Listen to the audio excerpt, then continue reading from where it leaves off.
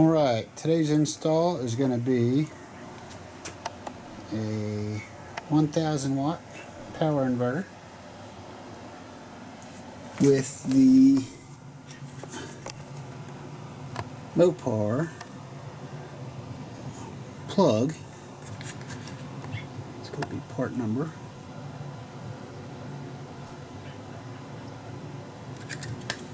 It's going to go into the factory location. There's that part number. And then other things you're going to need, an inline fuse. I got a push button switch. Any switch will do, but push button switch. A extension cord. This one's rated for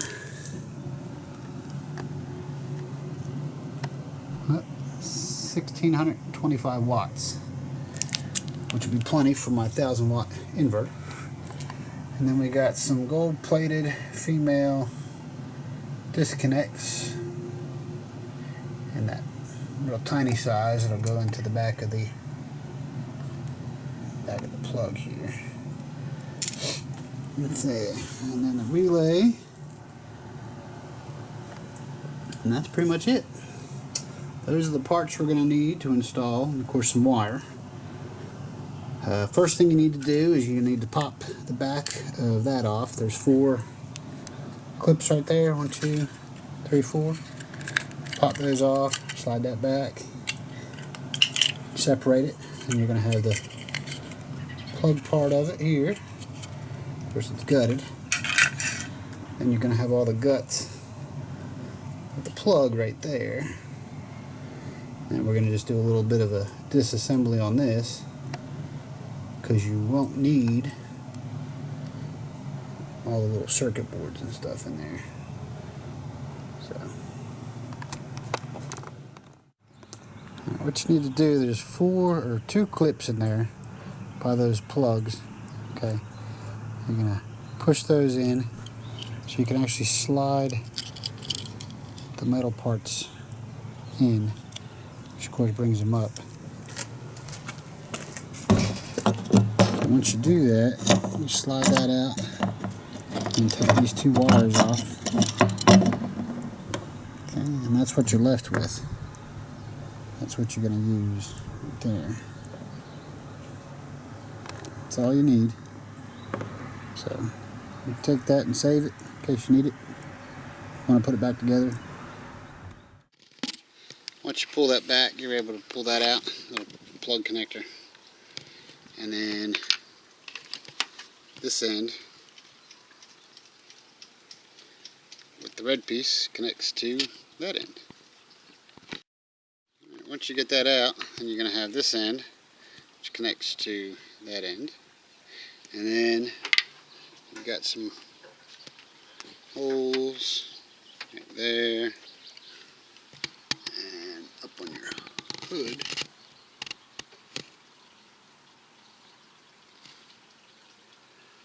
Until you can run the cord up to here. Okay, so there it is installed with your wiring pulled through. You are going to need to find one of these little trim rivets right there to push through into the hood. You can get those at Advance Auto Parts or any local auto parts store. Alright, so we got a little drill here plugged in just to make sure everything works.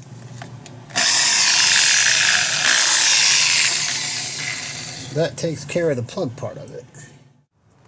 Alright, so there's a project vehicle, the star of many of my YouTube videos. And that is where the plug is going to go. This is a tradesman edition, so of course if you buy the higher end models, you might already have the plug installed, but so far I've got about $70 invested in this little project, which is a whole lot cheaper than a limited edition or a Bighorn or whichever. So, and that way I can just add the mods that I want to add versus paying for a bunch of stuff I don't need.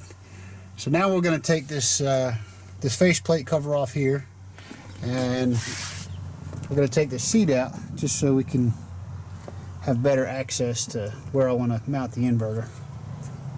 It's going to basically be next to the Kenwood that we've installed right there.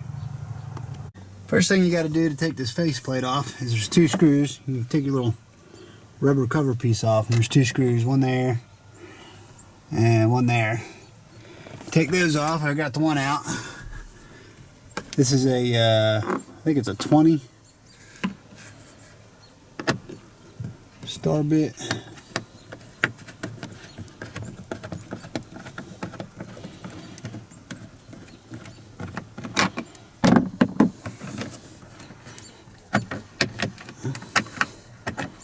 Take that out. You got your 2 screws out. Take whatever else you got in here out.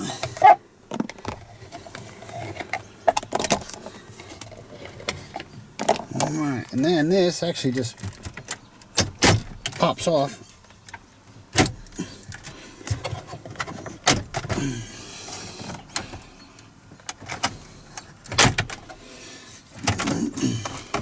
Once you got that,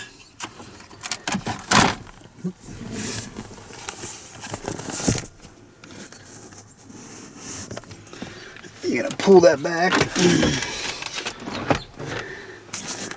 You don't have to unhook anything unless you want to, but that is the side you're going to take off. That's the side that we're replacing with the plug. So we're going to go ahead and take that out just to make it easier, and then get our new mount put in, and then run our wires. I'm just going to run the inverter underneath the driver's seat, I believe. Got plenty of wires and room under there. Alright, this is the radio cover, instrument panel cover, whatever it is, removed. And this is the part, 4 screws, 1, 2, 3, and 4. They're just Phillips head. And you pop that out. I guess if you wanted to save about 20 bucks, and you had a really steady hand and a very sharp knife, you could cut that out. But I don't have either, so I just bought a replacement piece to put in.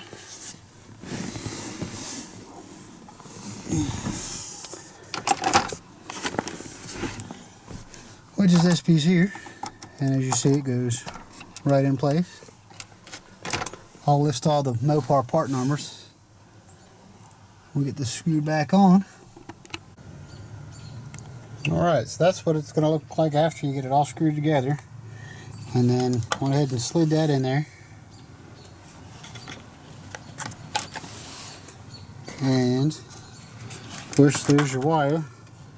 And we're going to run that underneath the console here till we get up underneath the seat and finish all our wiring connections under the seat. Alright, there is our final product. All back together.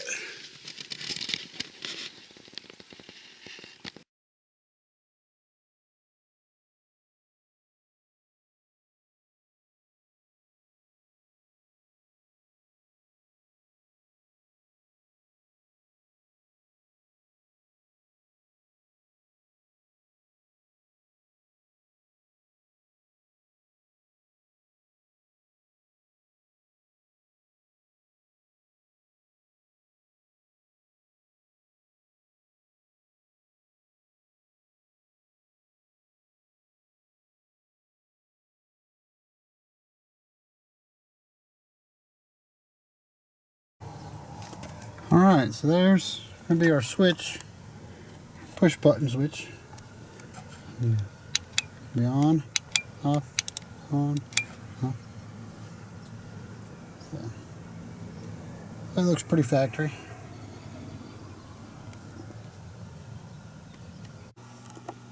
Alright, well it got dark outside, so decided to do some final wiring checks before I installed everything tomorrow. Alright, the switch, it's a push button switch, on off. It's lighted. There's a couple different ways you can run it. They actually send you some directions with the switch. I just got it on Amazon. Just look up LED lighted switch. You either have the LED always on or only illuminate when the switch is on, which is what I did. And then the other thing you need to do is wire your relay. I always write out everything, all my wiring, my schematic, I guess you want to call it, what wire colors I'm using. And then, of course, I got an old 12-volt battery that I'm testing everything out. So, and this, the blue wire to the switch is simulating the ignition on. Of course, the red wire is simulating the battery wire, straight from battery. And of course, black is the ground. And then on the switch, I didn't have any black wire, so I used green for ground. But I start with the G, so it's easy to remember.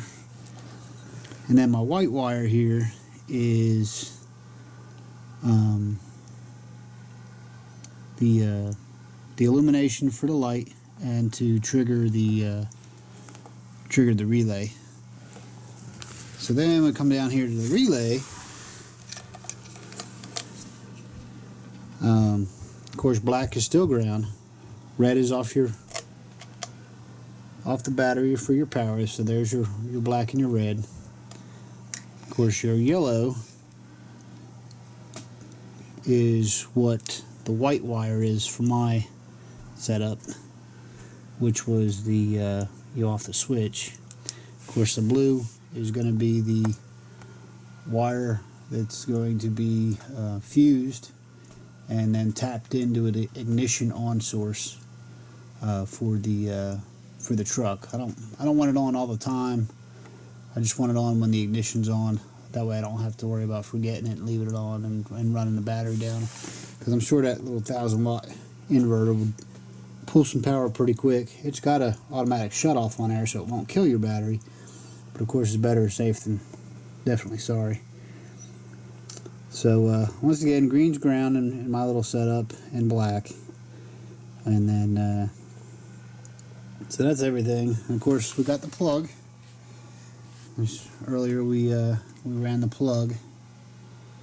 So we got the plug plugged into the inverter.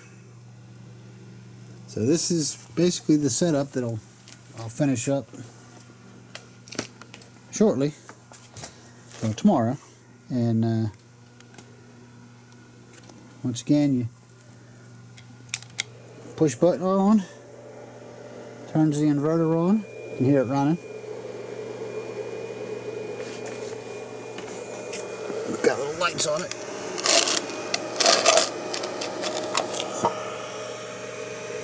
Let you know it's working. And then, of course, it runs in the back of our plug. And then I have my little DeWalt charger plugged in. And it's charging my battery.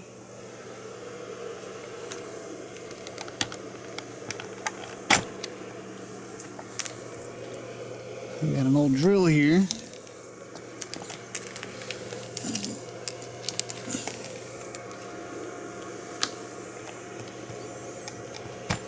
Plug it in.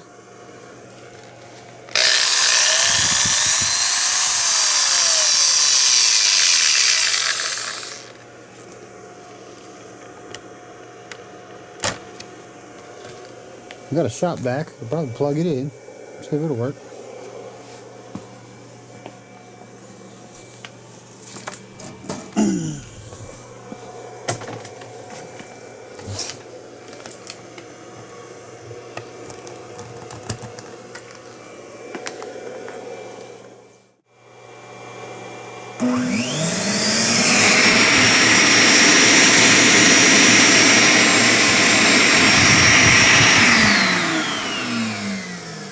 There you have it. Alright, we'll just go ahead and put all that in and turn it off. There we go.